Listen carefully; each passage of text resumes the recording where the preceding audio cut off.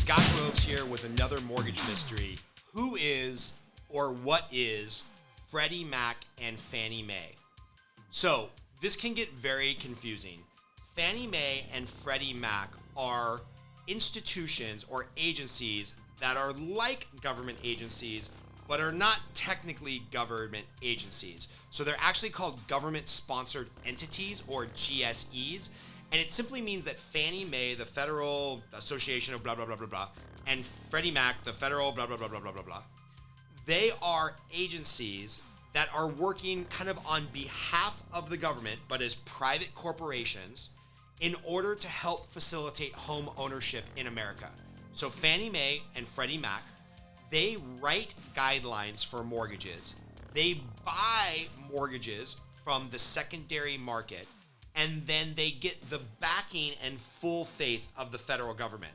For those of you that are familiar with the Federal Reserve is actually not a government agency. It's a government-sponsored entity that works on behalf of the government. Now, why is this important? The interesting thing is Fannie Mae and Freddie Mac, they don't do loans. So if you're looking to buy a house or refinance a house, you don't go directly to Fannie Mae or Freddie Mac to get your loan. You go to an intermediary bank.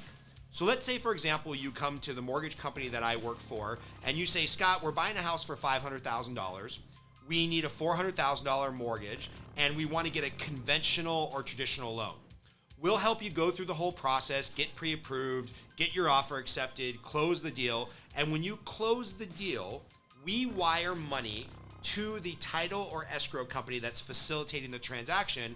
And we wire, in this case, $400,000. So you're buying a $500,000 house. You, the buyer, comes in with $100,000. The lender that I work for, would wire the remaining $400,000. That money goes to the seller and you buy the house.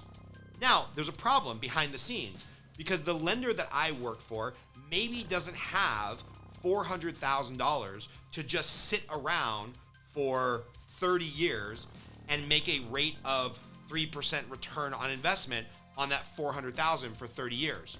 So what has happened and was been created to basically create liquidity in the market and allow lenders to turn around and go lend somebody else $400,000 is that when we fund that loan, we send the $400,000 out, we as the lender, or the company that I work for as the lender, can turn around and go to Fannie Mae and Freddie Mac and say, hey, Fannie Mae, Freddie Mac, we underwrote this loan using your guidelines.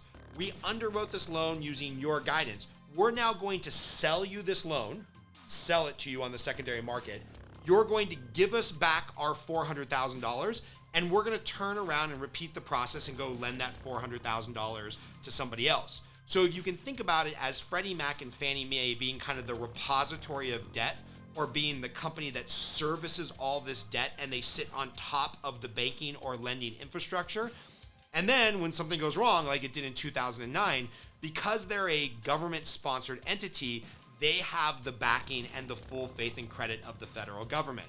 So what we saw in 2009, 2008, is that Fannie Mae and Freddie Mac had bought too many mortgages that weren't doing so well, were having defaults, clients weren't making their mortgage payment, people were losing their house, or just things were collapsing around the mortgage market.